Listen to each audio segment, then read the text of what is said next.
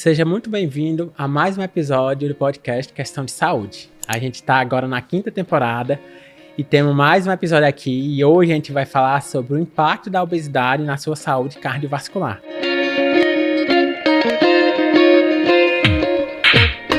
E para isso, a gente trouxe aqui o Dr. Thiago Tomás. Você apresenta para o nosso público? Eu sou o Thiago Tomás, sou cardiologista, sou ecocardiografista.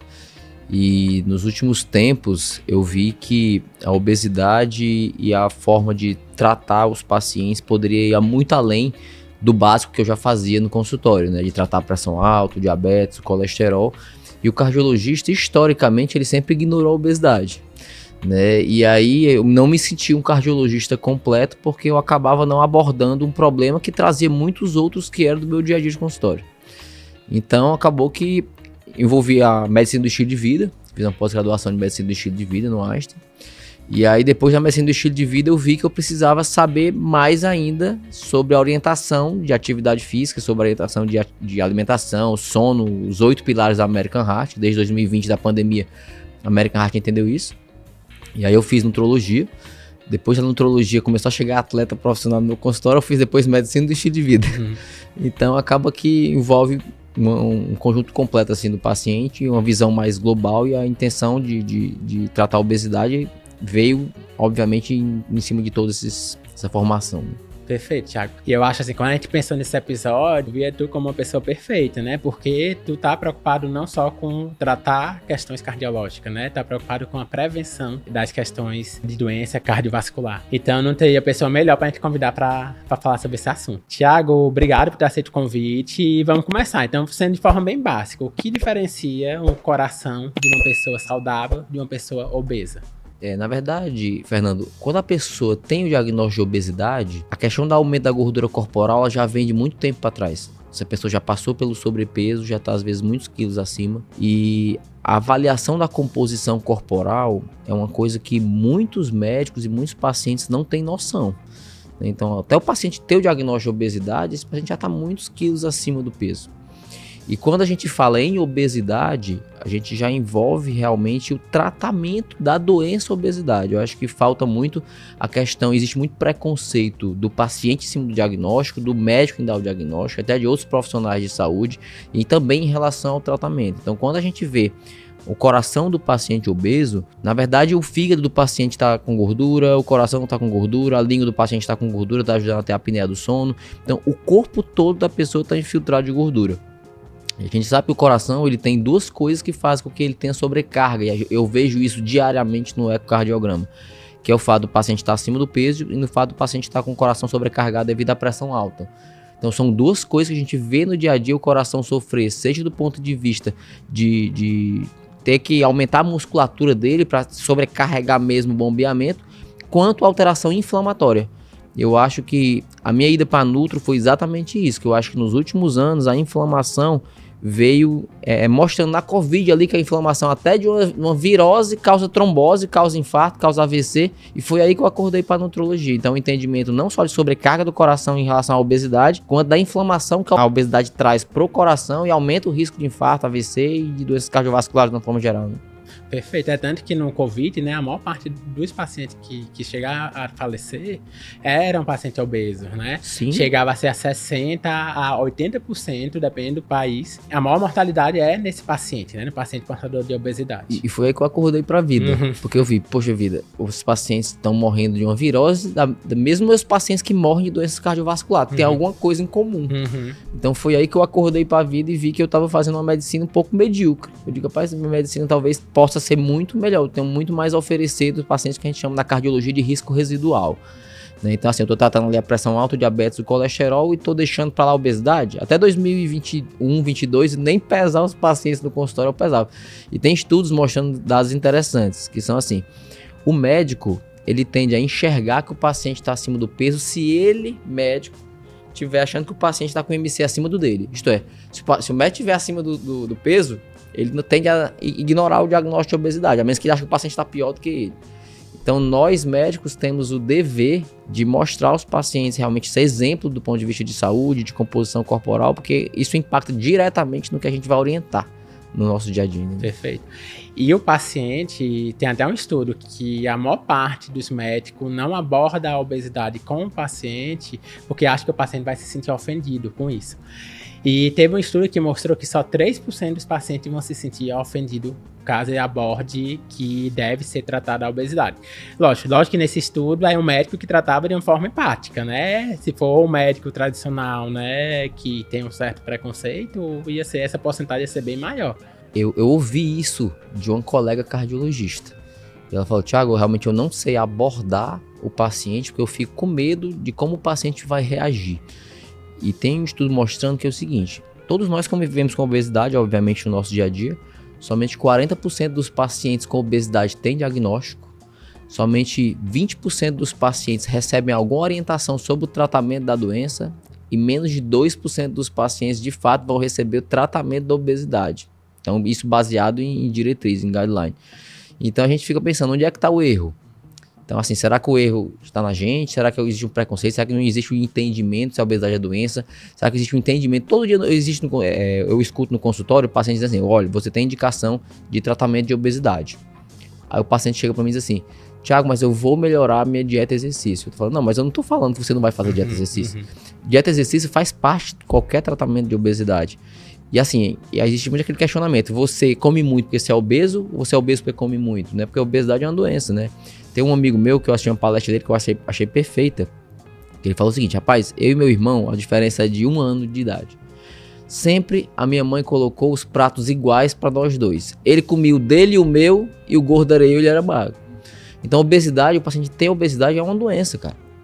Então assim, isso eu acho que não existe o entendimento das pessoas, até as próprias pessoas que têm obesidade, ela tem um preconceito com o tratamento. E a gente diz, olha, você precisa tratar a obesidade, porque é uma questão de doença. É igual o paciente chegar para mim com a pressão alta, e aí tá lá com a pressão 18/10, e aí ele diz assim, ó, não vou tomar meu remédio de pressão, porque eu vou melhorar a dieta e exercício, eu vou controlar minha pressão com dieta e exercício.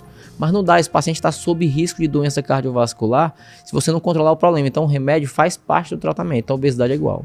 Isso. E é bem comum, né? Tipo, desde a década de 80, o índice de obesidade só aumenta, né, em todos os países, certo? E é faixa etária também. Isso. E desde a década de 80, como é que é a divulgação para tratar a obesidade?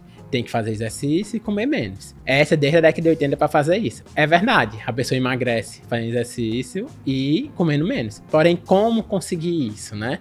Então já se mostrou, já está provado que só dizer isso para o paciente não é suficiente. A gente tem que, primeiro, ele tem que entender que ele tem uma doença, e a gente tem que armar ele de uma forma que ele consiga fazer isso, né? Que é fazer exercício e comer menos. Aí tive alguns pacientes que chegam pra gente, eu quero tomar um medicamento e vou ter uma vida normal, o mesmo estilo de vida. Então não entendeu para que funciona o medicamento, né?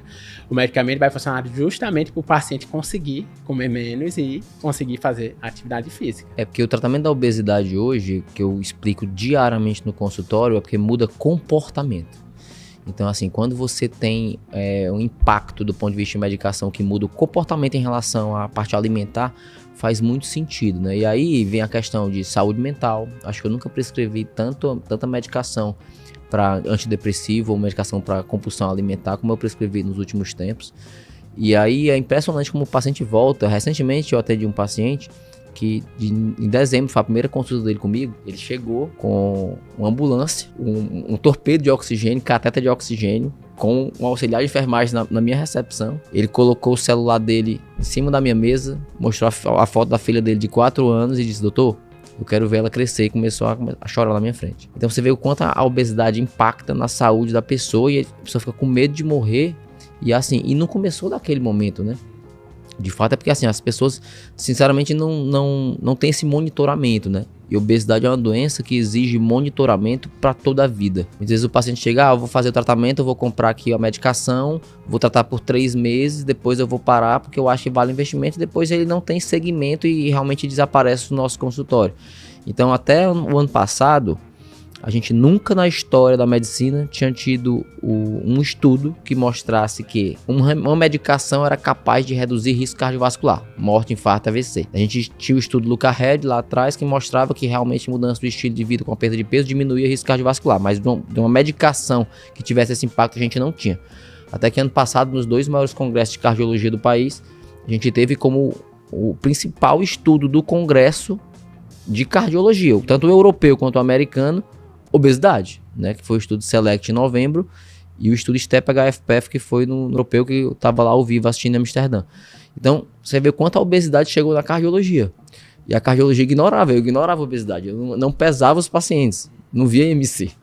E hoje, quando eu mostro a bioimpedância em todas as minhas consultas e o paciente entende o que eu estou falando, então eu digo, olha, é o seguinte, você tem obesidade grau 1, grau 2, grau 3, e a partir daqui você tem um tratamento que está indicado para você. Se hoje você tem indicação de medicação, qual medicação eu vou utilizar, se você tem indicação de cirurgia bariátrica, então o paciente ele tem que entender onde ele se encontra naquele momento, o quanto ele está distante de estar dentro do normal ou do ideal, e o que ele tem indicação naquele momento, não para questão de estética, é questão de saúde, é risco de vida. Né? O SELECT mostrou que a semaglutida, por exemplo, né, um análogo de GLP-1, que é o Ozempic no Brasil, mas não na dose do Ozempic, na dose mais alta, porque quase 80% dos pacientes do estudo SELECT utilizavam semaglutida dose de 2.4, né, que eu tenho vários pacientes usando aqui, mas usando mais de uma caneta. Mostrou que reduz em 20%, cara, a morte, infarto, AVC. É muita coisa. Né? Foi revolucionário, né? Nunca tinha acontecido um medicamento ter uma eficácia em relação ao tratamento, principalmente das comorbidades, parecido com a da cirurgia bariátrica. Existem estudos na cirurgia bariátrica de 40 anos, né, que acompanhou o paciente por 40 anos. E nesse estudo mostra, né, que a mortalidade cardiovascular em 40 anos, né, diminui 30%, certo? Quando o paciente chegava no meu consultório há 3, 4 anos atrás, eu falava, o medicamento não é uma possibilidade aqui, mas é muito ruim.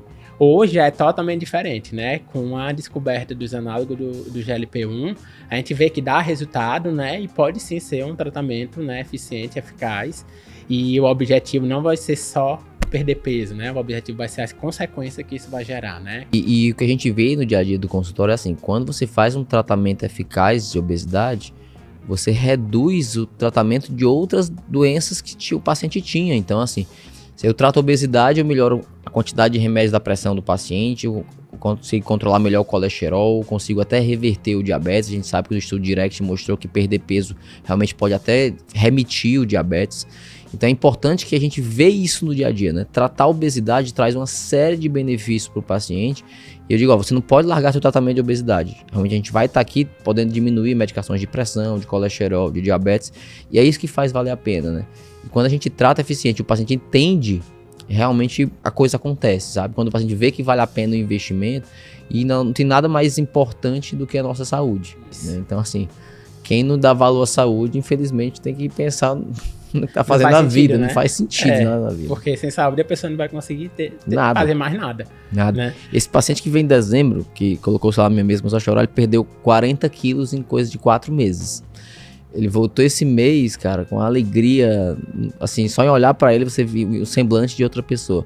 E a esposa, todo mundo feliz. Então, assim, realmente quando a gente vê isso acontecer, né, vocês na bariátrica vê muito isso. A gente tem meta-análise de cirurgia bariátrica mostrando que a redução de mortalidade geral chega a quase 50% em algumas meta-análises. A redução de infarto vai quase na casa disso, 45% de redução de infarto. Redução de MACE mesmo, morte, infarto, AVC, o conjunto da obra. Então, assim, emagrecer salva vidas e reduz risco cardiovascular. Isso é indiscutível. O que veio de informações diferentes nos últimos estudos é que possivelmente a gente tem benefícios além da perda de peso no análogo de GLP-1. Por quê? Porque antes dos pacientes começaram a perder peso, eles já estavam morrendo menos, infartando menos e tendo menos AVC. Então tem coisas que reduzem a inflamação do tratamento além da perda de peso. Porque na bariátrica a gente sabe que os pacientes morrem menos, mas isso não acontece imediatamente na cirurgia. Isso acontece mais na frente. E no tratamento hoje a gente vê que agrega. E você pode fazer as duas coisas, né? A gente tem paciente que depois tem recidiva da doença e realmente a gente pode tratar as duas coisas além da cirurgia, usar medicação, enfim. E é muito comum, é bem comum, inclusive, paciente que faz cirurgia bariátrica em algum momento ter que usar algum medicamento. Uma abordagem que o cirurgião bariátrico, né, junto com a equipe, né, junto com o nutrólogo, tem que abordar, né, tem que dar opção para os pacientes. A cirurgia não pode ser a última opção e depois que operou, não pode dizer que não tem mais jeito.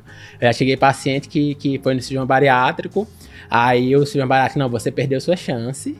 E se você reganhou o peso, perdeu a chance. Não é assim. Aí tem que entender que a doença é crônica e existem possibilidades. E assim, eu estava recentemente numa capacitação de obesidade na Unicamp E eu assisti uma palestra lá no cirurgião bariátrico que ele mostrava estatísticas brasileiras que 30 a 50% dos pacientes que operam ficaram realmente monitorando depois da cirurgia, né? E eu acho que cabe ao cirurgião, a educação mesmo do paciente que acabou a cirurgia, é só o começo da virada da chave, né? Então, assim, esse paciente ele precisa ter um monitoramento. Nem toda perda de peso ela é benéfica. Se o paciente perder peso, perder só músculo, foi horrível pra ele. Então o paciente tem que perder gordura. Ele desnutriu, né? Ele não então emagreceu. assim, claro. Então assim, tem que realmente perder gordura e manter a massa muscular. E para isso ele tem que bater meta proteica, tem que distribuir bem a proteína na alimentação e tem que fazer atividade física para que ele mostre pro corpo dele que ele precisa da musculatura, né? Então não só atividade de caminhada, corrida, como atividade de musculação, que é uma coisa que a gente tem que colocar no nosso dia a dia, orientar bem a alimentação dos nossos pacientes para que ele realmente tenha um resultado pelo resto da vida, né? Perfeito. E eu acho, Thiago, também que hoje a medicina está focando, né? Como tu falou no começo, hoje a medicina deve focar muito na prevenção, né? Na prevenção das doenças cardiovasculares e também na prevenção da obesidade. O que é que tu acha? Assim, o que é que a gente pode fazer para evitar que o paciente desenvolva tanto, primeiro, desenvolva a obesidade, né? Quanto as consequências disso, né? Doença cardiovascular. Só para você ter noção. O fato de você dar o diagnóstico de obesidade, ó, já falei antes, 40% só tem diagnóstico. O fato de você dar o diagnóstico aumenta em mais de 2 vezes, tem estudos mostrando um aumento de 2,2 vezes a chance do paciente perder 5% do peso e mais de 2 vezes, você mais do que dobra a chance do paciente perder mais de 10% do peso, só pelo fato de você dar o diagnóstico. Recentemente minha esposa foi no nutricionista e estava com excesso de gordura corporal com peso normal. Ela falou, ó, só em eu ter visto na composição corporal que eu tava com excesso de gordura, aquilo me incomodou e me fez já procurar soluções para resolver o problema. Então, quando o paciente tem esse diagnóstico, então a primeira coisa é dar o diagnóstico. Eu acho que é uma questão de você conscientizar a população que é uma doença, os médicos que precisam dar o diagnóstico e orientar, baseado em diretrizes, qual é o próximo passo, sabe? Então, diariamente eu escuto essa frase dos pacientes. Doutor Thiago, eu vou melhorar minha dieta e exercício. Mas é como você falou. Assim, antes eu falava assim, coma salada e faça caminhada.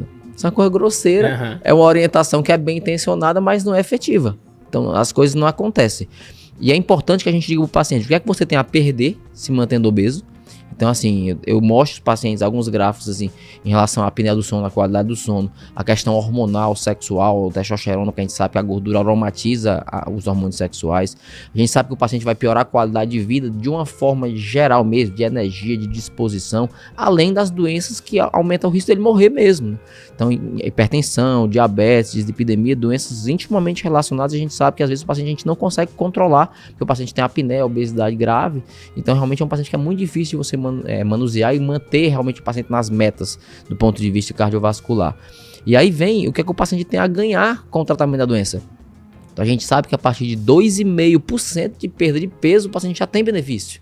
Então, com perda de peso pequena, o paciente já tem benefício. Então, 2,5%, 5%, 10%, até 15% a gente já sabe que diminui, inclusive a questão da mortalidade, né? Então, a gente, no consultório, sempre fala isso. O que é que você tem a ganhar, o que é que você tem a perder e quais os caminhos que você tem a percorrer, seja do ponto de vista de dieta, atividade física, para a gente entender os alimentos, sabe? Eu acho que a gente também é muito ignorante, até minha formação médica padrão, eu não tinha a menor noção antes de fazer nutrologia. Então, assim, você saber que um alimento frito, às vezes você dobra, triplica ou quadruplica a quantidade de caloria para comer a mesma coisa.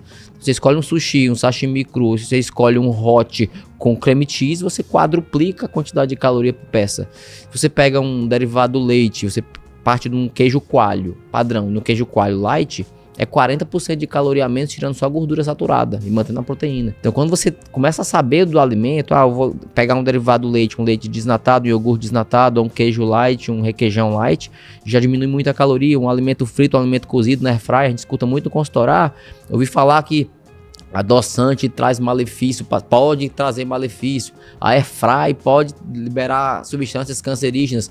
Só que a gordura, a obesidade é muito pior. E já tá provado.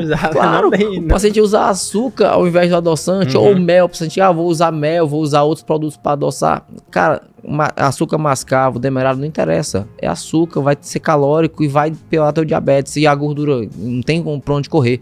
Então você pegar um alimento e fazer ele frito, ao invés de fazer um frito na airfry, por exemplo, ou usar óleo, realmente a caloria não tem nem comparação. Então não tem nem o que discutir. Gordura é sempre o pior dos cenários. Até eu brinco com os pacientes, tipo, ele quer aumentar as calorias que ele come, comer um salário e botar uma colher de azeite. Aí já aumentou, já dobrou as calorias naquela refeição e uma colher, né?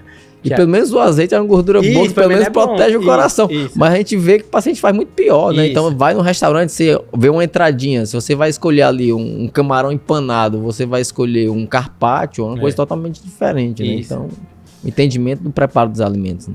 Isso é importante e a gente não tem, né? Não tem essa educação. O médico não tem essa educação, né? Imagina a população. Não tem informação. E a carne, por exemplo, você escolhe uma carne gorda, uma carne magra, às vezes você dobra a caloria pela mesma quantidade de um bife, né? Então você pega uma picanha, você pega uma maminha, um filé mignon, você vai realmente ter metade da caloria pegando um pedaço de carne. Então até o tipo da carne que você vai comprar no supermercado faz diferença. Então tudo isso é difícil até de nós médicos entendermos, quem dirá a população geral, com tanta gente falando bobagem na internet. Eu acho que é importante a gente estar discutindo aqui, porque a gente vê muita gente falando bobagem na internet, confunde até quem é da área da saúde, quem dirá o público leigo. Isso. E esse é um dos objetivos aqui do Questão de Saúde, entendeu? Eu ouvia que a população escutava muitas pessoas que não tinham a mínima noção do que estava falando, e isso ocupava muito espaço nas redes sociais. Quando a gente criou aqui o projeto, né, o Questão de Saúde, é justamente para a gente tentar ocupar esse espaço, né? Tentar ocupar. Porque se a gente não ocupar, né, a gente, como formador de opinião, alguém vai ocupar e a gente tá vendo o que tá dando, né? Assim, de realmente... até profissionais, até médicos falando besteira, né? Nutricionista falando besteira. E tem vez que leigo falando besteira e acaba levando pessoas a fazer aquilo, né? A mentira contada várias vezes parece verdade, né? E a gente escuta muito isso, né? Então, pra você ter noção, a American Heart ela liberou um documento recente sobre orientações que o cardiologista tem que orientar o paciente para proteção cardiovascular. Diz aí qual é o primeiro mandamento. O primeiro mandamento é orientar o paciente para ele manter o peso dentro do que é adequado. Então, independente do tipo de alimento, então saber orientar o paciente para ele ir para o peso, para saber o quanto a obesidade ela ganhou o impacto para o olhar do cardiologista, né? Então, assim, recentemente eu lancei um curso de cardionutrologia, né? Para quem não é cardiologista entender de cardiologia, e quem não é nutrólogo, o cardiologista para entender pelo menos o básico da nutrologia, porque é o fundamento número 1 da American Heart, entendeu? Então, assim, a pessoa tem que abordar a alimentação, tem que abordar o sono, tem que abordar exercício físico, tem que orientar e saber orientar a pessoa a parar de fumar, e tem que tratar as doenças crônicas, que os 4 principais é a hipertensão, diabetes, dislipidemia e a obesidade. Então a gente tem que saber tratar todas essas para poder a gente realmente fazer uma prevenção cardiovascular decente. E essas 4 doenças são responsáveis pela metade das mortes que acontece entre 30 e 69 anos. Então, o quanto isso é importante, né? Demais, sem dúvida. Tiago, uma consequência que acontece ou da perca de peso, ou que vai acontecer lá na terceira idade, é o paciente perder massa muscular, que a gente chama de sarcopenia, né? Que é perder massa muscular. O quão é importante, né? Tu, como cardiologista e como nutrólogo, a gente tratar essa sarcopenia. Rapaz, a sarcopenia é uma coisa que ela é muito mais frequente do que a gente imagina, né? No idoso, principalmente, a gente sabe que a partir de 40 anos de idade a pessoa vai perder massa muscular mesmo. E a gente tem que ter cuidado que essa questão de perder peso, o paciente sempre comemora porque perdeu peso. E ele não sabe o que foi que realmente foi o responsável pela perda de peso. E a gente medir força muscular, a força ela tem um impacto prognóstico maior do que a massa muscular. Então, o dinamômetro hoje eu uso no consultório no dia a dia, ou então se você não quiser ter um dinamômetro, tem dinamômetros bem baratos, coisa de R$200 você compra um dinamômetro na internet. Ou então pelo menos fazer testes de força do paciente, né? O fato do paciente levantar e sentar na cadeira, contar quantos segundos ele faz essa capacidade, já dá uma noção, já nos dá uma boa noção sobre força muscular. E aí depois que você mediu a força, você vai avaliar a massa muscular. Que aí você pode pedir um DEX, que os convênios liberam, pode fazer realmente uma bioimpedância, lá no consultório eu uso a bioimpedância, a gente pode utilizar um ultrassom para avaliação de composição corporal, o odipômetro, enfim, para medir a massa muscular, que a gente sabe que a massa muscular e a sarcopenia, elas aumentam o risco cardiovascular, independente da doença que você for pegar. Se você for olhar o quanto a sarcopenia impacta, ela impacta não só o paciente com câncer, porque a gente pensa em sarcopenia, a gente pensa em paciente oncológico, mas realmente de doenças cardiovasculares, seja do ponto de vista de hipertensão, diabetes, dislipidemia, e até uma queda e doenças crônicas. De uma forma geral, a sarcopenia impacta diretamente na saúde dessas pessoas e aumenta a mortalidade. E é engraçado que as pessoas só querem fazer caminhada, atividade aeróbica, e já existe um bloqueio a atividades de musculação. Primeiro, porque nem todo mundo se adapta ao ambiente da academia. Segundo, pela dificuldade, porque o paciente sente dor e ele acha que aquilo incomoda. A gente sabe que dor faz parte do processo de evolução da musculatura. Se não doer, você está malhando mal. Então, para evoluir na vida, a gente tem que sofrer. Né? Então, o ganho de massa muscular não é diferente. E então a sarcopenia a gente tem que abordar, tem que diagnosticar e tem que dar realmente os próximos passos do paciente, tanto do ponto de vista de atividade física quanto de alimentação, né? Saber orientar o paciente. E realmente, é tipo, por exemplo, meu paciente, né? Meu paciente é cirurgia bariátrica. Ele tem uma perda de peso muito rápido, né? E muitos vêm com perda de massa magra, né? E aí eu falo, muitas vezes eu falo pra ele, ó, você não tá emagrecendo, você tá desnutrindo. E isso é muito ruim, porque essa massa muscular, ele vai ter que recuperar. Então tem paciente que quer ver numericamente o número caindo muito rápido. Aí eu falo, não é saudável isso. Tem que cair mantendo massa muscular ou até aumentando massa muscular, que é bem difícil ele conseguir aumentar nesse período. Então eu tento pelo menos manter. Se ele tá emagrecendo, perdendo massa muscular, tá fazendo errado, a cirurgia não tá sendo bom pra ele. O que eu costumo explicar no consultório, Fernando, assim, nosso corpo, ele precisa de matéria-prima, um aminoácido, 24 horas por dia, pra fazer funções básicas, né, divisão celular, produzir cabelo, unhas, células do intestino, pele, enfim, tá precisando do aminoácido, 24 horas por dia. Se você comeu, ele vai tirar da matéria-prima vindo da fonte do teu intestino e vai utilizar. Se você não comeu, naquele momento ele tirou da sua reserva de musculatura. Então, assim, muitas vezes o paciente já erra no café da manhã. Então, você já vem de um tempo longo de jejum que teu corpo já está em catabolismo. Se você erra a proteína no café da manhã, eu tomei um café com pão com manteiga, que é o dia a dia do cearense. Então, assim, já errou na proteína no começo. Então, o paciente facilmente ele fica mais de 12 horas do dia em catabolismo muscular. E a gente sabe que a proteína não adianta eu te dar 2 quilos de carne e bater tua meta proteica nessa refeição, que seu corpo não tem essa capacidade de absorção, apesar de ter tido um estudo que foi publicado agora em dezembro que questiona isso.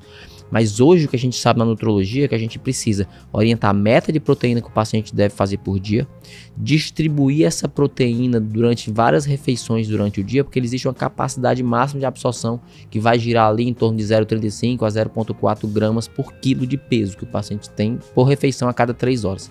Então a gente consegue orientar o paciente, ó, você vai ter que distribuir a proteína, qual a proteína que você comeria, como é que você prepara isso, se você não vai comer o alimento, vem a questão da suplementação. Então assim, a suplementação, você usar whey protein ou suplementos proteicos, vem de, você vai comer o que deveria nessa hora, que você deveria comer? Não. Então você vai atrás da suplementação. E não simplesmente suplementar por suplementar, que a gente vê muita gente fazendo besteira e gastando dinheiro usando o suplemento da forma errada. Né? E que não vai ter nenhuma, assim, o ideal é que ele conseguisse realmente obter toda a dieta dele, a meta proteica na alimentação. Claro, sem dúvida. Mas muitas vezes não consegue, a gente não consegue e a gente vai pro suplemento e é uma excelente opção. Mas eu também gosto de falar no consultório é que é para ser a segunda opção.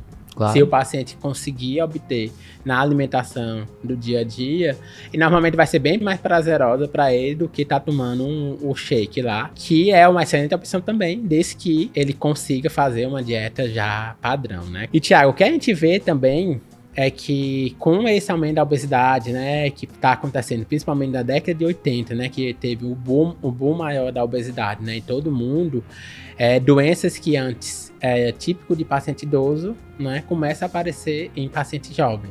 Tu vê isso no consultório? Mas eu recebo muito questionamento, principalmente depois de muita gente falando bobagem sobre a vacinação, o pessoal me perguntando se o impacto da vacinação pode ter impactado no aumento de morte em jovens. Na verdade, o que a gente vê é que a população hoje, ela tem doença, como você falou, muito mais cedo do que se tinha antigamente, né? Eu começo minhas palestras de obesidade mostrando as mudanças que o mundo sofreu nas últimas décadas. Então, antigamente a gente tinha muita atividade que a gente queimava caloria. Hoje, principalmente depois da pandemia, a gente vê muita gente trabalhando home office, a pessoa não queima nada de caloria, fica sentada o dia inteiro no computador. Então, o dia a dia, naturalmente, a pessoa já gasta menos calorias no dia a dia. hoje os alimentos são muito palatáveis e tem muito pouca saciedade, né? Então, se a gente pegar alimentos ultraprocessados, eles vão ter muita caloria, muito carboidrato e aquilo vai te dar muita caloria em pouco tempo. Eu costumo explicar para o paciente que o paciente com obesidade ele tem que entender a caloria dia e a caloria tempo. A caloria dia é quanto ele comeu, quanto ele gastou durante o dia. E a questão da caloria tempo é aí que entra o problema do carboidrato. Então, assim, se você come um carboidrato junto com a proteína, então eu fiz testes até com o Libre, que depois eu coloquei no meu Instagram, que eu achei super legal os pacientes começaram a entender isso. Se você come um carboidrato sozinho, aquilo ali rapidamente te dá um pico de glicemia, te dá um pico de insulina e vai te dar muita energia em pouco tempo. Quando seu corpo se depara com aquele monte de energia entrando, ele não vai usar, ele vai fazer o quê? Guardar. Guarda como? Gordura. Então, esse entendimento da alimentação, realmente a gente não tem. Os alimentos são palatáveis e causam prazer. Então, quando você come alimentos super palatáveis, você às vezes aumenta 300 vezes a dopamina. E dopamina é o neurotransmissor do prazer. Então, a pessoa come porque realmente ela fica feliz com aquilo. Então, dá o prazer. Então, com o andamento dos últimos anos, a obesidade aumentou absurdamente, porque a pessoa queima menos caloria, come coisa mais prazerosa, a gente está mais estressado, não tem tempo para preparar alimento. Você vê a quantidade de pessoas que cozinham, que gostam de ir para a cozinha lá e fazer alimentos preparados hoje diminuiu cada vez mais, né? Não é mais como antigamente. Então, o mundo sofreu alterações absurdas que culminaram com doenças precoces e a gente vê o pessoal morrendo por conta da piora da qualidade de vida, do estilo de vida, né? Mais sedentarismo, mais obesidade, mais pressão alta, mais dislipidemia, mais diabetes, mais estresse, piora a qualidade do sono. Então, assim, são muitos fatores envolvidos que fazem com que os jovens hoje estejam mais doentes do que antigamente. Então, eu acho que o estilo de vida do mundo piorou e o fato de a gente ter esse entendimento para poder orientar além do básico faz a diferença para a gente ser um médico melhor. Perfeito, Thiago. Muito bom, viu? Muito esclarecedor o episódio. Queria agradecer mais uma vez por ter aceito o convite, né? Eu sei o quanto tua agenda é difícil. Foi um trabalho a gente conseguir um dia, né, que desse certo. Mas obrigado por ter privilegiado o projeto, né? E eu queria que tu deixasse um recado final por nossos ouvintes e quem tá vendo a gente. Na verdade, o que a gente está debatendo aqui sobre saúde, sobre nutrologia, sobre impacto cardiovascular, eu costumo falar que todo médico tem que se importar com prevenção cardiovascular. Por quê? Porque 1 a cada 3 pessoas vão morrer de doenças cardiovasculares. Então eu como cardiologista tenho a obrigação, mas você como cirurgião tem a obrigação, o endocrinologista tem a obrigação, o geriatra tem a obrigação. Por quê? 1 a cada 3 pessoas vai morrer disso. Então assim, o que é que realmente impacta em relação ao controle dos fatores de risco? Então não é só controlar a pressão, diabetes, o peso e o colesterol. Se a gente fizer isso, a gente já ajuda, mas é muito pouco. Então a gente precisa ir além. Então a questão de você orientar a alimentação, sobre o controle do estresse, não fumar, atividade física e ver a saúde mental da pessoa, né? A American Heart botou 8 pilares, mas já coloca o 9º, que é a saúde mental. Porque a saúde mental e o autocuidado, sabe, o amor próprio faz com que a pessoa mude o comportamento. E eu costumo sempre falar no consultório que pequenas atitudes fazem grandes diferenças. Então o fato de eu mudar um pouquinho aquele meu café da manhã ali, aquelas 100 calorias a menos do meu café, lá na frente faz muita diferença.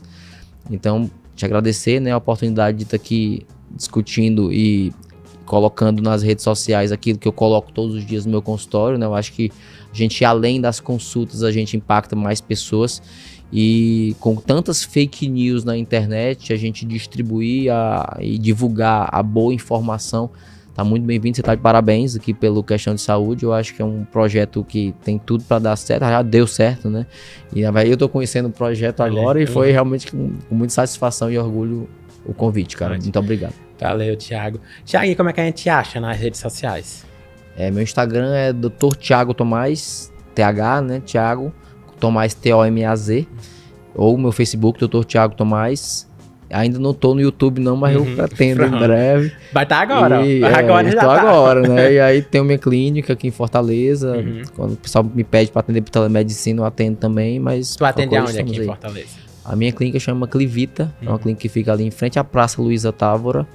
E a gente atende numa consulta que aborda tanto a cardiologia quanto a nutrologia. Os pacientes chegam para mim, doutor Thiago, eu quero o senhor como cardiologista. Eu digo, por quê? Porque você acha que é mais barata a consulta do cardiologista?